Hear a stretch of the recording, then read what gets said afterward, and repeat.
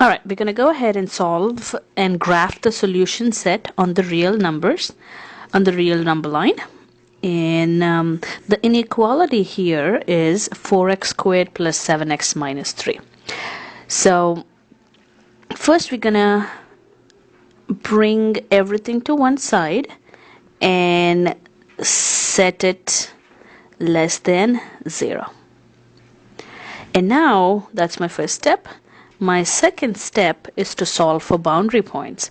The boundary points are simply the intercepts. So how would I solve for boundary points? I'm simply going to find the x-intercepts by setting it equal to 0. So when I factor this, I have 4x plus 3 and x plus 1 equal to 0. Apply the zero principle, the zero product principle. So I get 4x plus 3 equal to 0 and x plus 1 equal to 0. So then x would be negative 3 over 4 and x would be negative 1. So now the boundary points are negative 1 and negative 3 over 4. So now what we're going to do is we're going to test. So the interval, so this is the boundary point. So let me just go ahead and draw that out for you. So this is negative 1 and this is negative 3 over 4. So we have three intervals here. One is from negative infinity to negative 1, and from negative 1 to negative 3/4, and negative 3/4 to positive infinity. So I'm going to put those intervals in here and test it. So the intervals here are negative infinity to negative 1 and negative 1 to negative 3/4 and negative 3/4 to positive infinity. And how do I test it? I would take a test value. I take a test value and then I'm going to test it to see if the sign is, if it satisfies the condition, and then I'm going to have my conclusion. So the test value here from negative infinity to negative 1, the test value would be negative 2. From negative 1 to negative 3/4, the test value would be negative, I would say 0.8. And from negative 3/4 to infinity, I would take a 0 as my test value. When I'm testing it, I'm going to go ahead and plug it into the function.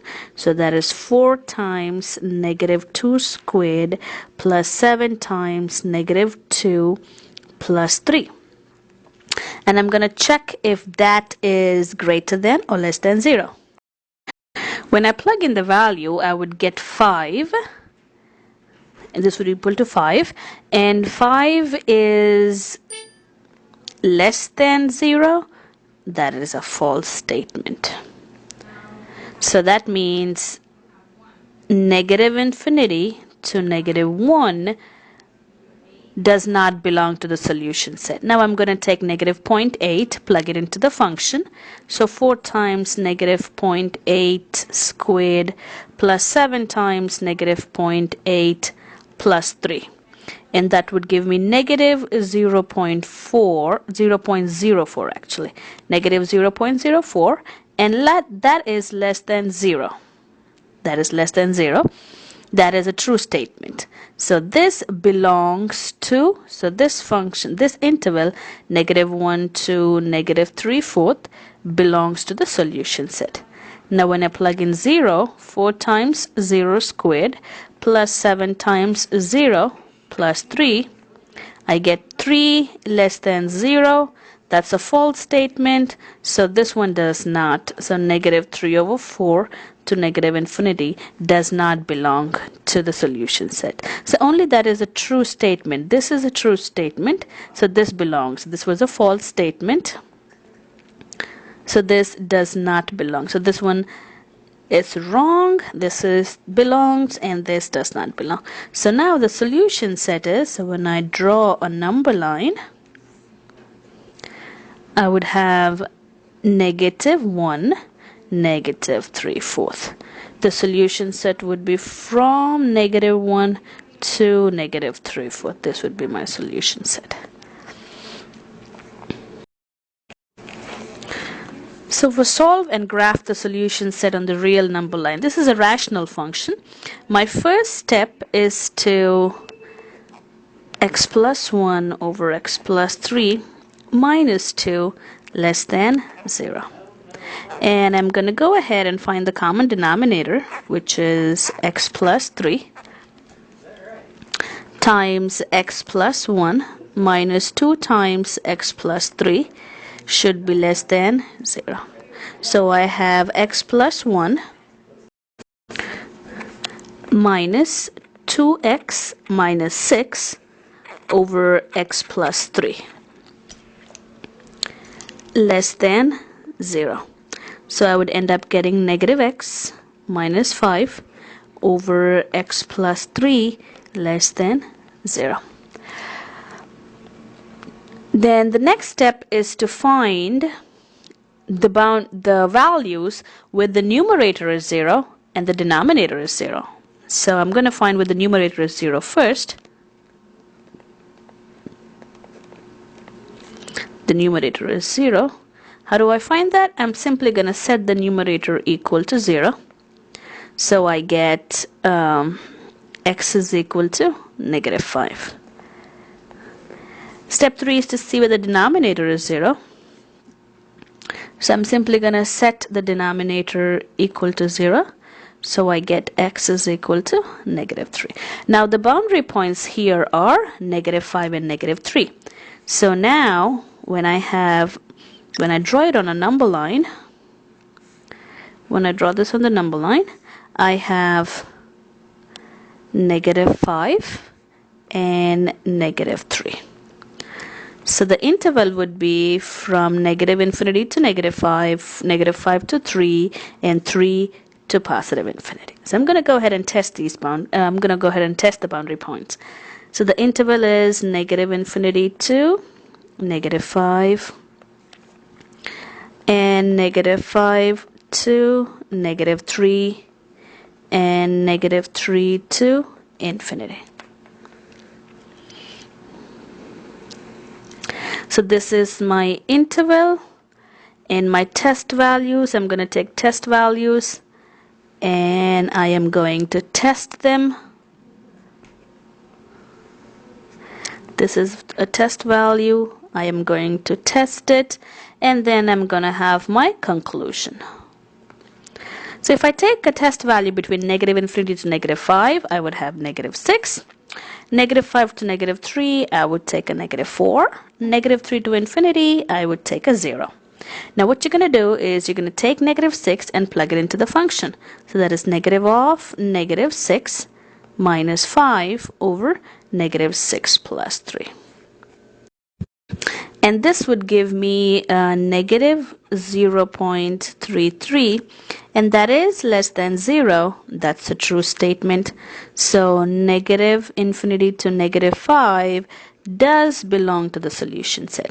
When I plug in -4 into the function, just like the above, like negative of -4 minus 5 over -4 plus 3, I would get a 1. And is 1 less than 0? No, that's a false statement. So -5 to -3 does not belong to the solution set. Now if I plug in 0, I would get 0 minus 5 over 0 plus 3, and that would give me -1.667, and that is less than 0. That is a true statement. So -3 to infinity does belong to the solution set. So if I go ahead and graph this on the number line, then this would be -5, this would be -3. My solution would be from negative infinity to negative 5, open parentheses, and from negative 3 to infinity, open parentheses. So let's go ahead and first draw how this would be. So I am on top of a building here, which is 160 feet high. And I'm right here throwing a ball. What am I throwing? Yeah, a ball. And the ball would go up here, and eventually the ball would fall down. So the question is, during what time period will the ball's height exceed that of a rooftop? So when I throw it from here, right above, as soon as I start to throw the ball will go above the rooftop, and eventually it's going to fall down. So once it hits this point, the height will be less than the rooftop. So now we need to find what is that. So how do we go ahead and put the inequality? Negative t squared plus 48t plus 160 should be greater than 160.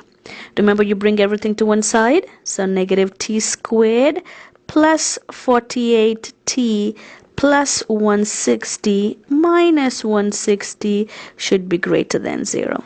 So negative t squared plus 48t should be greater than 0. So when I factor this, remember how we go ahead and solve the inequality. We're going to go ahead and first find the boundary points. The boundary points are simply the x-intercepts of this quadratic.